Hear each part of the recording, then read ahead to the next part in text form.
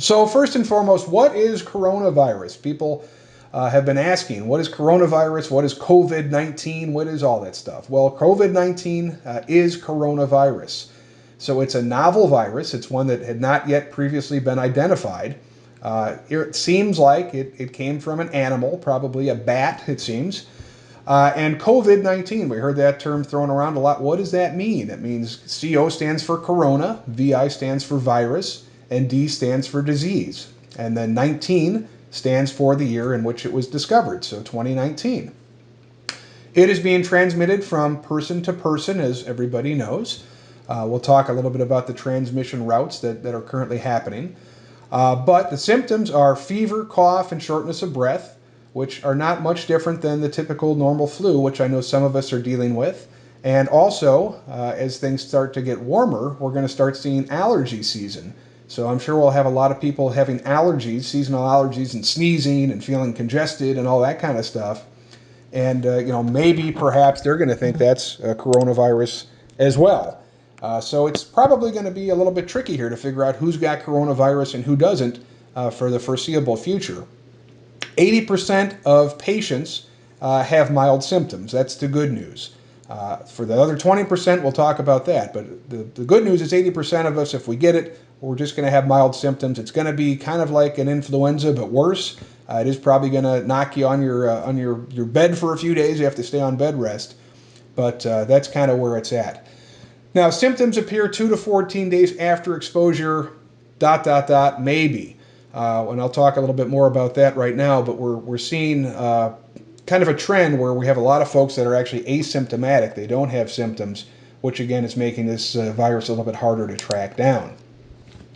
One of the things that came out over the weekend, and there's some discussion about this yesterday, but some of the folks that actually have coronavirus have experienced a loss of smell and maybe even a loss of taste. So that's kind of new and emerging. Again, we don't know a heck of a lot about this virus at the current time. But that seems to be something that a good portion of people that have coronavirus are reporting. So loss of smell and or loss of taste is a new sign that seems to be emerging right now. So a couple of things I guess we should just talk about, and those of you that know me know I'm a pretty honest guy. If you don't know me, you'll find out that I'm pretty honest. But I have no hidden agenda here. My agenda is making sure that our early childhood workforce is safe, healthy, and as prepared as possible. So let's talk about this stuff in reality. The first thing is this is not going to go away anytime soon, period. If we look at what happened in China, and I will say that I'm a little skeptical of some of the data coming out of China just because the way they approached this to begin with. But if we were to take China and look at the data that's being presented now, this pandemic over in China, they're just finally getting out of it.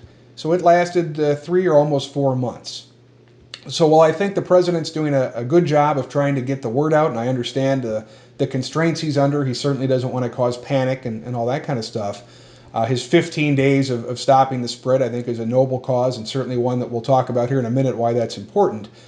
But the bottom line is after 15 days, this is still going to be around. So I don't want to set any false expectations. You're going to be hearing about this for several more months. There is a slight chance that in June or July, the virus may pull back. And this is, typically what we see with the influenza, the normal seasonal flu, that in the summer it kind of goes away and then it comes back in the fall. But to be honest, we don't know that much about it. And there's been some studies in laboratories that have been, 80 degrees or so, where this virus has still been pretty virulent and was able to be transmitted. And if we think about, I know Tom Hanks is down in, Australia now, and he's got the virus, and some of the other folks do down there. And of course, Australia right now is going through their summer period. So if it's being transmitted down there in the summer, there's probably an argument that it may be transmitted here in the United States in the summer as well. The other thing that may happen is this may disappear over the summer and then come back again in the fall. And it's too early to tell, but it may end up, mixing with the regular seasonal flu, and it may be around for a while. The coronavirus, it may be around for the next 3, 4, 5 years. We don't know. We've seen similar things happen with other strains like H1N1 and H7N9 a few years back, where the same thing, it just kind of mixed and then it just kind of came back with the regular seasonal flu. So I don't think you're going to hear this going away anytime soon. I think we need to, prepare ourselves for the long haul here. And, talking to some of the experts, it is likely that 40 to 70% of the population may get infected with this virus. That's certainly not out of the realm of possibility.